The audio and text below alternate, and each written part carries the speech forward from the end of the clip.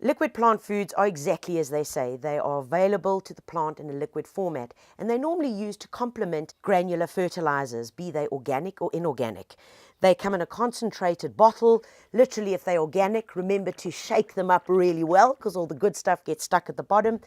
Dilute them into water, and they can be applied in several ways. One is in a watering can placed around the plant as a drench, so it literally goes into the soil and the plant's roots can then take it up. The other application is in the form of a foliar feed, where the liquid plant food, once diluted, is applied with a spray bottle. And the other is simply by putting it into a watering can, foliar feeding the leaves and as a drench. Remember, as soon as you're applying any liquid plant food, the plant is going to be able to take it up through the leaves and the roots. Liquid plant foods give the plants the most important micronutrients. So those would be boron, copper, calcium, magnesium, all of those other little guys that are so important for whole perfect plant development.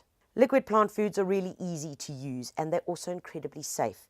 When using a liquid plant food, there's never the chance of ever burning the plant because it's already been diluted into the liquid form. For rapid results and quick growth, liquid plant foods are great to use because it's available in that soluble form so that the roots can take them up immediately. With the advancement in science and technology that's gone behind plant foods, you will find that there's one being made specifically for the plants that you're growing, whether it be vegetables, whether it be ferns, foliage, or even just a general liquid plant food.